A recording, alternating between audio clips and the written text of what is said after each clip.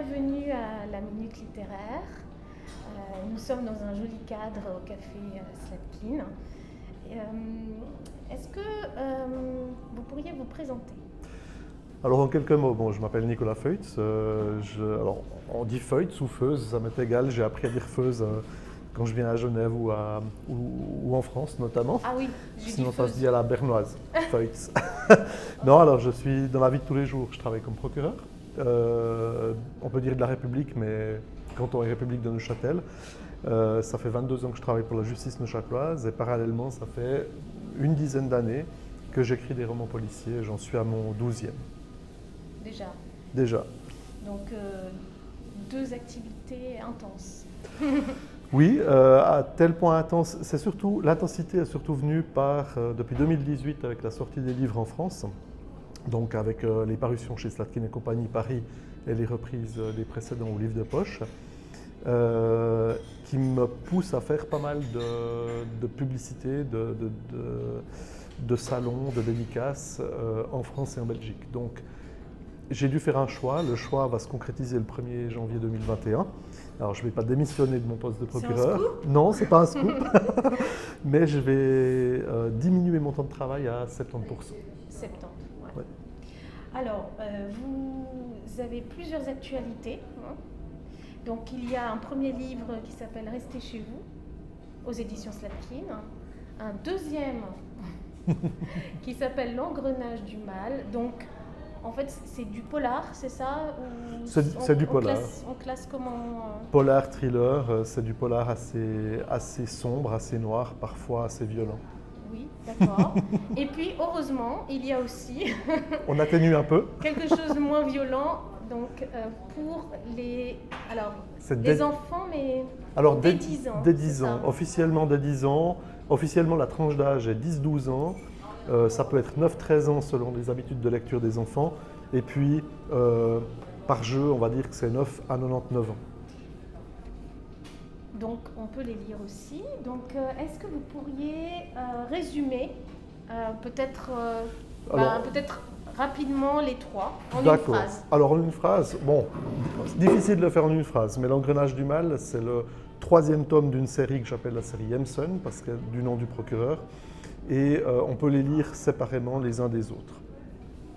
Restez chez vous, lui, c'est un one-shot que j'ai écrit pendant le confinement en mars-avril.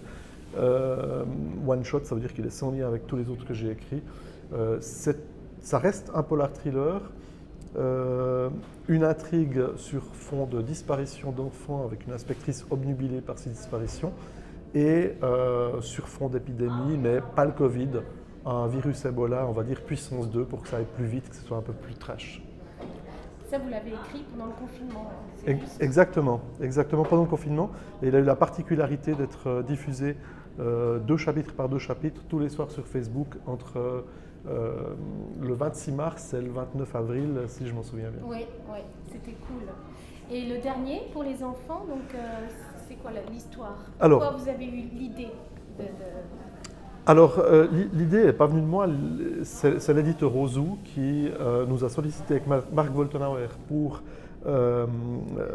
débuter une série qui s'appelle Frisson Suisse. En fait, dans l'idée, c'est de continuer, c'est dans la continuité, on dirait, des enquêtes de Maëlys écrites par Christine Bonpeilly. Mais les enquêtes de Maëlys sont pour les 7-9 ans et donc nous, on a une tranche 10-12 ans pour que les jeunes puissent continuer de lire des intrigues policières. Et là, je voulais faire quelque chose d'un petit peu didactique. Je voulais avant tout rester dans le récréatif pour que les enfants ne s'ennuient pas. C'était surtout pas l'idée de donner des leçons, mais je suis parti sur une intrigue sur fond scolaire, jeux vidéo. Ah ça va plaire aux adolescents, je pense. Ça plaît aux adolescents, mais ça plaît aussi aux adolescentes. Il y a un jeu vidéo en particulier ou... Alors, en fait, le titre Black Justice 1.0, c'est parce que Black Justice 1.0 est un jeu vidéo qui n'existe pas dans la vraie vie, mais que j'ai inventé.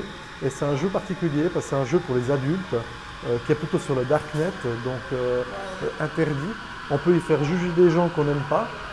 Et le problème, c'est que les sentences qu'on prononce dans ce jeu vidéo se produisent dans la vraie vie. Et 2 adolescents vont le découvrir un petit peu en découvrant par accident les codes d'accès à ce jeu et jusqu'au moment où on va retrouver un professeur d'allemand, alors ne me demandez pas pourquoi d'allemand, mais un professeur d'allemand noyé dans la piscine du collège. Voilà. Bon, mais en tant qu'adulte, ça me dit bien aussi cette histoire. Alors, vous écrivez des polars, mais alors, que lisez-vous? Ce serait intéressant. Est-ce que vous avez un auteur en particulier? Est-ce qu'un auteur vous a donné envie d'écrire des polars? Comment vous avez... Alors, j'ai très peu le temps de lire finalement entre mon travail de procureur et l'écriture, surtout que je suis dans un rythme d'un livre par année. Donc je suis souvent en écriture. Voilà, exactement. Sauf qu'on dit d'elle qu'elle a 3-4 livres d'avance dans les tiroirs, moi, pas du tout. Donc je continue à ce rythme-là, j'écris des scénarios, puis ensuite le livre. Ça me prend pas mal de temps. Quand j'ai des moments de pause dans l'année, je vais lire, mais je vais lire essentiellement des polars. Il faudrait que je lise un petit peu autre chose. C'est vrai que les polars qui m'ont donné envie d'écrire il y a une dizaine d'années, c'est ceux de Jean-Christophe Granger, donc l'auteur des Rivières pourpres, pour le situer. Mais je ne lis pas que Granger. J'étais surtout pro-Granger, on va dire, par rapport à ses premiers livres. Le vol des cigognes, les rivières pourpres, le Miserere. J'ai un petit peu décroché quand il est parti dans le surnaturel, ou trop dans le surnaturel. Et tout récemment, si je dois donner un coup de cœur, j'ai lu un livre qui s'appelle Les Démoniaques de Matthias Köpping, qui est un polar extrêmement noir, extrêmement violent. Et quand je l'ai lu dernièrement, je me suis dit que j'étais un petit sirop. Wow. Même si j'ai la réputation en Suisse d'être quelqu'un d'assez violent, assez trash dans les polars, je pense que Köpping, c'est encore un cran dessus. Parce qu'on dit de vous, si je ne me trompe pas, que vous êtes le Maxime Chatham suisse. Alors ça, c'est des médias qui ont eu la gentillesse de me comparer à Maxime Chatham, qui est une comparaison pas forcément vraie selon certains qui m'ont lu et ont lu Chatham. Il semblerait que je sois plus proche d'un auteur comme Franck Tilliez ou comme Bernard Minier, dans le style d'écriture, plus proche du polar, peut-être un petit peu moins... Chatham part quand même régulièrement dans le surnaturel. Oui, voilà. Ça, c'est vrai. Et moi, pas du tout. Peut-être que je devrais un m'y petit mettre. peu avec les jeux vidéo, non? C'est pas vraiment du surnaturel en fait, parce que c'est quand même un jeu vidéo qui, en tout cas dans le livre, existe, qui est créé sur le Darknet, les jeux y vont, et puis il y a, on fait juger des gens, mais il y a quand même derrière on va dire un tueur à gages qui s'occupe de ces gens, ou pas forcément un tueur à gages, mais quelqu'un qui s'occupe d'appliquer les sentences prononcées dans le jeu. Voilà. Comment écrivez-vous? Ça c'est une grande question. Un rituel, est-ce que l'inspiration vient à un certain moment en particulier? Alors j'ai pas de rituel particulier d'écriture. Je ne suis pas forcément du matin, comme si j'avais cité Marc Woltenauer qui lui va se lever à 4-5 heures du matin à écrire le matin.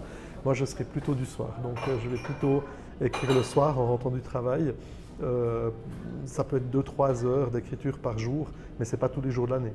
Donc j'ai une période dans l'année où je vais scénariser, qui est une période relativement souple parce que ce n'est pas forcément tous les jours. Et par contre, au moment où j'ai un scénario qui est pacté, ficelé, que je prédécoupe en chapitres et à ce moment-là, je me lance dans l'écriture, là, ça doit être tous les jours. Ça va être en moyenne, je dirais, pendant 2 mois et demi pour un 300 pages tous les jours.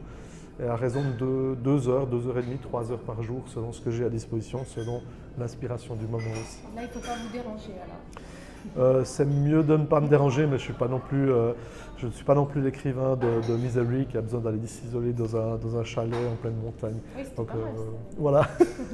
Moi, j'ai différentes manières de m'isoler, donc je peux m'isoler, je peux déjà écrire quand je suis seul chez moi, ou s'il y a des personnes chez moi et qu'il y a un petit peu de bruit dans l'entourage, s'il y a mes enfants, s'il y a la télévision qui est allumée, je vais m'isoler en mettant de la musique et des écouteurs dans les oreilles. Voilà. Et vous écrivez avec un crayon sur l'ordinateur? Toujours sur l'ordinateur, directement sur l'ordinateur. J'ai la chance de pouvoir taper assez rapidement, sans faire trop de fautes d'orthographe a priori. Donc, Et vous avez toujours eu envie d'écrire? Pourquoi parce que là, vous avez donc 2 métiers. alors, C'est venu comment? D'un coup, comme alors ça? c'était à l'origine, c'était plus une envie de raconter des histoires que d'écrire proprement dit. Donc j'avais envie de raconter des histoires, et spécialement des histoires policières. J'ai eu cette envie de tout temps, bien avant de pratiquer mon métier de procureur. Même enfant. Même enfant. Enfant, je volais des cahiers vierges à l'école. C'est prescrit, hein, je peux le dire. Et je tirais des lignes au crayon avec une règle dans le cahier pour faire des petites cases de bande dessinée. Et je dessinais des petits personnages. Et en fait, c'était déjà un inspecteur ou un commissaire de police qui traquait des méchants et tout. Mais j'avais quoi, une dizaine d'années, même pas 9-10 ans. Et je dessinais extrêmement mal. Et encore une fois, ce n'était pas le but de faire des beaux dessins, c'était le but de raconter une histoire. Ouais. Donc là, on peut faire un petit parallèle avec l'écriture. C'est pas le but de faire de la grande littérature. On m'engueule toujours quand je dis ça, parce que des personnes me disent « mais voilà, chaque écrivain a son style, on ne peut pas qualifier de grande littérature ou de basse littérature ». On sait que le polar, pendant des années, a subi un peu cette critique de roman de gare et tout. Je pense que c'est une critique qui n'est aujourd'hui plus valable. Chaque écrivain a son style, on l'aime ou on ne l'aime pas. Exactement. Mais je n'ai pas pour autant comme ambition d'obtenir le prix Goncourt. Alors une idée, je suis en train de penser peut-être, ce serait de faire une bande dessinée associée avec peut-être oui. Alors, Suisse. Alors c'est marrant que vous en parliez parce que c'est dans l'actualité. J'ai eu 2 propositions d'auteurs de bande dessinée.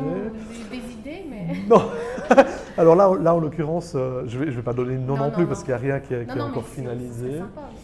Mais j'ai deux auteurs de BD qui se sont approchés de moi et qui m'ont demandé si je serais intéressé par une mise en BD d'un de mes polars. J'ai dit que sur le principe, oui. Mais j'avais pas le temps non plus j'étais prêt à collaborer, mais j'avais pas non plus le temps de me transformer en scénariste et surtout pas en scénariste BD avec un prédécoupage, ce qui n'est pas mon métier finalement. Bon, on verra pour les projets alors. Voilà. Et je vais demander à Zep s'il est d'accord. Ah, ça y est, c'est dit. Est-ce que vous avez des premiers lecteurs? Par exemple, je suis curieuse pour ce genre de livre. Est-ce que vous le faites lire à des adolescents ou plutôt pas? Alors, pour le Frisson Suisse, non.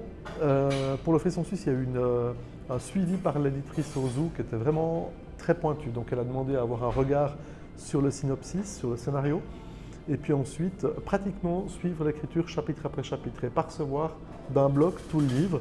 Donc, on est vraiment cadré pour que le fond de l'histoire, le texte, colle à des ados de 10 à 12 ans. Et c'était assez agréable.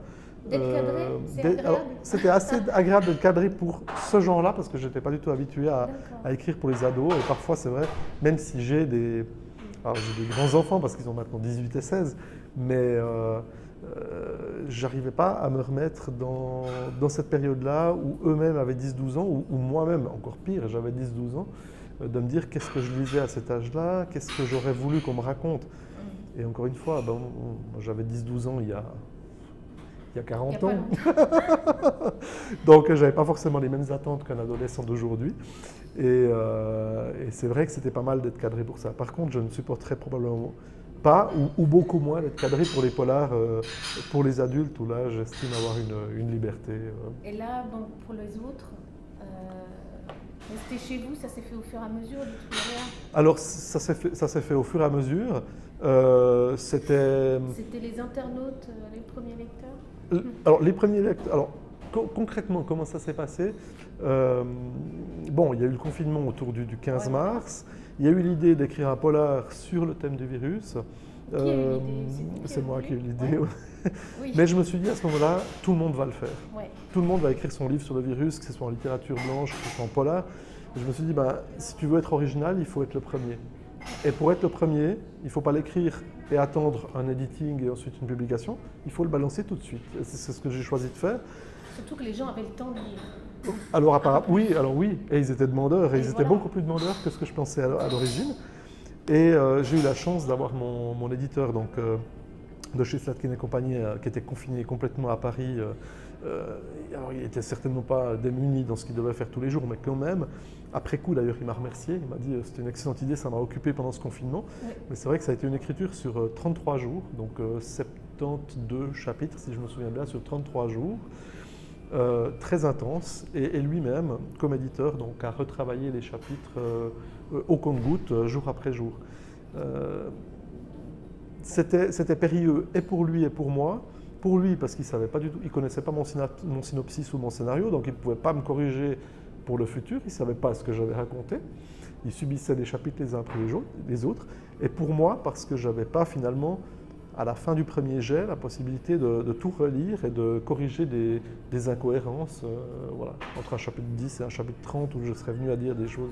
Mais quand vous écrivez, ça vient au fur et à mesure? Est-ce que vous avez le titre en premier? Est-ce que vous savez, vous avez un début d'histoire ou plutôt la fin? Comment ça se passe? Alors, ou rien? J'écris toujours un scénario très détaillé avant de me lancer dans l'écriture. Il y a un plan. Et un plan qui devient un plan en fait. Ce scénario ouais. très détaillé, finalement, je le prédécoupe en chapitres. Le seul problème de rester chez vous, c'est que les scénarios des autres livres me prenaient entre 2 et 3 mois à temps perdu, disons. Voilà. Des fois, j'avais des idées, j'ouvrais le document Word sur le PC et je travaillais. Parfois, c'était juste une petite idée, ça me prenait 5 minutes et je n'avais pas d'autres idées. Donc, je prenais vraiment mon temps pour construire un scénario, le réfléchir. Rester chez vous, ça a été fait dans la... J'aime pas le terme précipitation parce que c'est négatif, mais ça a été fait, on va dire, dans l'urgence. Et en fait, c'est un scénario que j'ai écrit en 5 jours. Donc, grosso modo, entre le 15 et le 20 mars, j'ai écrit le scénario. Je me suis vraiment dépêché, le prédécoupé. Il n'était peut-être pas aussi fini que dans les autres polars. Et puis ensuite, j'ai commencé autour du 20 mars à l'écrire pour des premières diffusions le 26 mars. J'avais grosso modo 5-6 chapitres d'avance dans l'écriture sur les publications Facebook. Voilà. Donc le confinement était assez actif quand même pour vous. En fait, pour moi, j'ai terminé le confinement en Rien quasi vu burn-out. Wow. Donc voilà. Attention parce qu'il y en aura peut-être un deuxième. Alors, On attend le prochain, restez chez vous 2. Alors j'ai mis un gag sur Facebook pas plus tard que hier et avec une vieille machine à écrire, un rouleau de papier toilette, et c'est écrit sur le rouleau de papier toilette qui passe dans la machine, restez chez vous 2. Oui. J'ai fait ça comme gag et tout le monde l'a pris au premier degré en me disant Voilà. oui, chouette, on attend. Voilà, il n'y a J'ai plus dit qu'à. voilà, il n'y a plus qu'à. Ouais.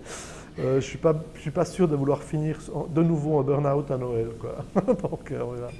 Alors, est-ce que vous pourriez nous lire un petit extrait Alors, de celui que vous voulez? Il va être extrêmement court et ça ne va pas être mon extrait, ça va plutôt être l'accroche de l'engrenage du mal. Oui. En fait, dans l'engrenage du mal, je n'ai pas tellement parlé de l'histoire avant, on a 4 hommes qui se retrouvent séquestrés dans des moulins souterrains, donc c'est des grottes dans lesquelles on a construit des moulins souterrains qui datent du XVIIe ou du XVIIIe siècle. Et en fait, il se trouve que dans ces moulins souterrains qui existent, qui sont à côté du Locle, Hans Christian Andersen est allé se promener et a écrit un livre en 1836 qui s'appelle Le Voyage en Suisse. Et il a écrit ceci sur ces moulins. En fait, il les décrit beaucoup mieux que moi dans l'engrenage du mal. Mais j'ai l'impression que ça part quand même toujours d'un fait réel, vos histoires. Ça part souvent... Alors, ça peut partir d'un fait réel ou ça va en tout cas parler de lieux réels. Que ce soit des lieux géographiques. Vous êtes plus inspiré par le lieu que par le personnage ou l'inverse? Un petit peu tout. De toute façon, il est indispensable d'avoir des personnages dans le livre, mais probablement que je vais plus accentuer les descriptions géographiques que les personnages en eux-mêmes. J'aime bien laisser un petit peu au lecteur l'imagination concernant des personnages qui sont créés, alors que les lieux ne sont pas créés, ils existent. Et Hans Christian Andersen, à propos de ces moulins, disait ceci: « Nous sommes désormais dans un moulin à eau, un moulin souterrain. Bien au-dessous du sol mugit un torrent. Personne là-haut ne s'en doute. L'eau tombe de plusieurs toises sur les roues, qui tournent bruyamment et menacent d'accrocher nos vêtements et de nous entraîner avec elles. Les marches sur lesquelles nous nous trouvons sont usées et humides. L'eau ruisselle des murs de pierre et, tout près, s'ouvre l'abîme. » Voilà ce qu'il a écrit, et en fait, en quelques lignes, il résume une bonne partie du roman. Merci Nicolas. Merci Anne. Alors je reviens un petit peu pour terminer, et puis je vais vous poser une question, le mot de la fin. Est-ce que vous êtes enfant ou adulte? Ah, les deux à la fois. Non mais alors, c'est horrible. Dans le boulot, je dois être adulte et je dois parfois me forcer d'être adulte. Et c'est vrai que dans la vie de tous les jours, je crois que j'ai gardé une âme d'enfant. C'est bien. Je suis quelqu'un qui rigole tout le temps, paraît-il. C'est chouette. Voilà. Merci Nicolas Freuse. Alors on attend la suite. Merci. La suite, restez chez vous Restez deux. chez ou vous deux peut-être. La ou suite... une bande dessinée. Restez chez vous deux, c'est aléatoire. La suite, elle arrive normalement le 1er avril, et ce n'est pas un gag, D'accord. ce n'est pas un poisson. Ce sera un one-shot, ce sera un roman policier qui va se passer principalement ou intégralement dans le sud de la France. Voilà, je vais quitter la Suisse et écrire un roman qui se passera dans la région de l'Hérault, donc entre Béziers et Montpellier, Viasplage, Cap d'Agde, aussi des stations balnéaires qui parlent un petit peu à tout le monde, même aux Suisses finalement. Merci Nicolas. Merci à Noël. À bientôt.